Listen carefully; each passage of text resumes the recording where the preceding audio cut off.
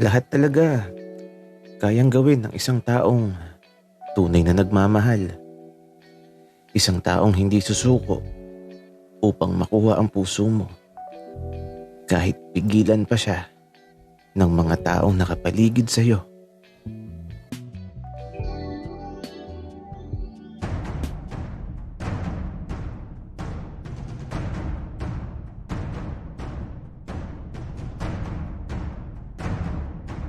Kaibigan, huwag mong kalimutan mag-subscribe sa aming channel at huwag din kalimutan i-click ang notification bell at subscribe button. Subscribe na!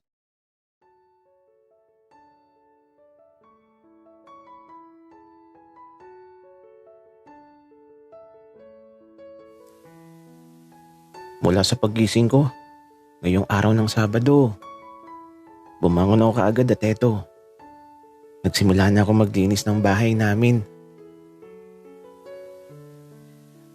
Sobrang aga pa, pero naglilinis na talaga ako habang nagkakape. At eto, nang magising si Papa. Anak, napakaaga pa. Masyado ka atang masipag ngayon. Anong nakain mo? Wala naman, Papa. Gusto ko lang maglinis ng bahay. At saka, may bisita mamaya, di ba? Anong bisita, anak? Sesermonan ko lang yung bisita na sinasabi mo. Papa, wag naman. Hindi na nga ako napunta dun tapos sesermonan mo pa. Kahit na hindi ka napunta dun, papagalitan ko pa din. Kasi hindi tama yung ginawa niya. At mamaya, tingnan natin ang yabang niyang si David.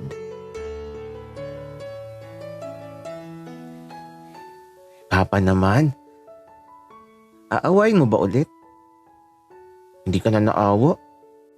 Hindi na nga ako napunta dun at di ko na kinakausap. Tapos, ayan ka na naman. Siguraduhin lang niya, anak, na masarap yung pagkain na dadalhin niya. Kasi kung hindi, palalayasin ko siya. Hello? Grabe ka naman, Papa. Sasama talaga ako pag alis niya. At eto, bigla na lang hinila ni Papa yung tenga ko. Anong sasamang sinasabi mo? Baka ipakulong ko yan eh. Sige, subukan mo. Papa, biro lang. Pero Papa, galit ka pa ba sa kanya? Oo naman, galit pa din. Di nawawala yung galit ko. Pero Papa, sa akin ba? Galit ka pa ba? Ewan ko, anak. Sige na, maglinis ka na nga lang dyan. Wika ni Papa na yun. Nagtungo na sa banyo. Alam ko namang di na siya galit sa akin. Kaya ito, diretso lang ako sa paglilinis ng bahay. Ito ba? Napatingin ako sa labas. Gusto ko sanang magtabas ng mga damo. Kaya lang, nakakapagod yun. Ayoko namang mapagod. Kaya yung loob na lang muna ng bahay ang lilinisin ko. At ito, yung silid ko din, lilinisin ko. Baka kasi silipin ni Daddy David. Pero, teka nga, may naalala ako.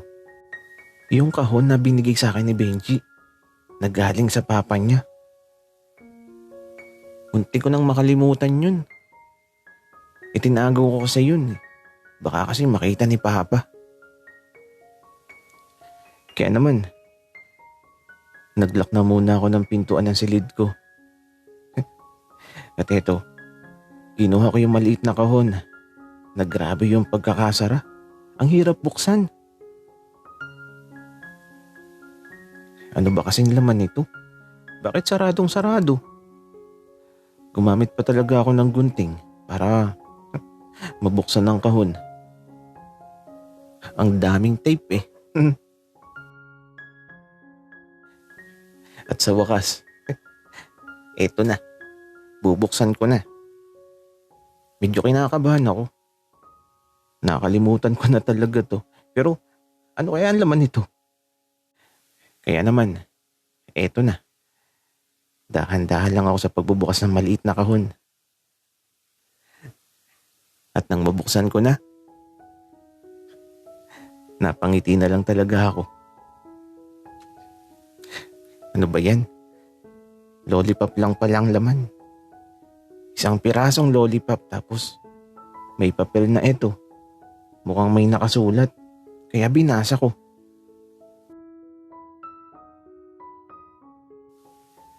Baby, regalo ko yan para sa'yo.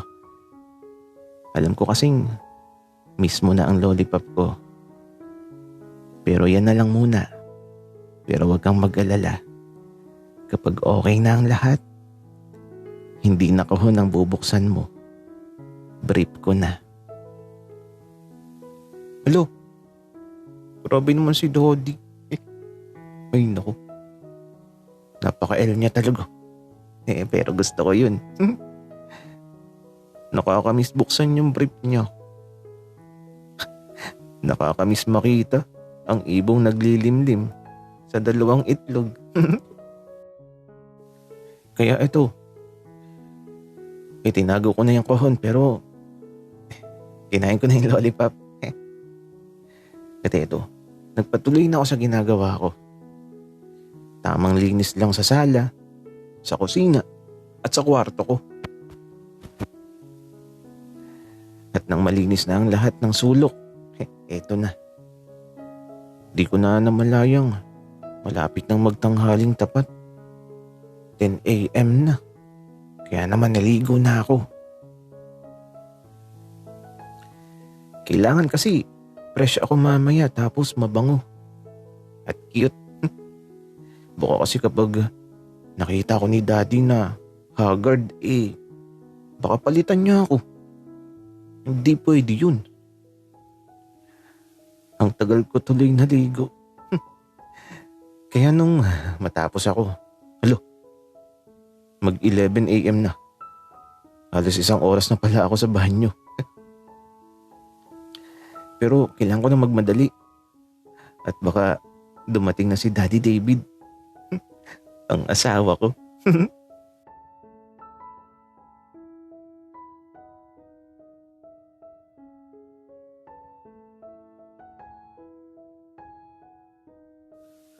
Papa. Hala. Seryoso ba to? Anak, ganito ako magmahal. Wala akong masabi kay Papa. Kasi pagkagising ko pa lang kanina, naku. Nagulat na ako sa mga ingay na narinig ko. Kaya ito, bago magtanghaling tapat, paalis na kami ni Papa sa bahay. Medyo nahihirapan ako. Ang dami naming dala May bit-bit talaga akong kaldero. Kanin ang laman tapos kalong ko yung ulam namin mamaya. Nagugutom na tuloy ako.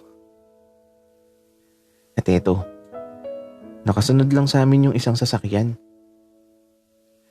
Kung saan, napapahanga talaga ako kay Papa. Kasi gagawin talaga niyang lahat. Kaya eto, nang makarating kami, nakita kong sumilip sa pintuan si Arturo. At tabo, kahit malayo, kitang-kita ko ang mga ngiti niya. Namiss ata ng husay si Papa. Kaya eto, bumaba na ako at binuhat ko na yung ulam namin at yung kaldero ng kanin. At dumiretso na ako patungo sa bahay nila Arturo. At si Papa, ayun, busy pa siya. Kaya nauna na ako. Kasi napakabigat nitong dala kong ulam. At ayan, si Arturo, lumapit na sa akin. Benji, ano yan? Arturo, isang buong malaking lechon. Tulungan mo ko. Dali, di ko na kaya. Sobrang bigat. Alo, ang sarap niyang, Benji. Peace offering ba yan para kay Papa? Arturo, hindi lang yan. Madami pa. Alo, bakit may mga ganyan? Wika ni Arturo.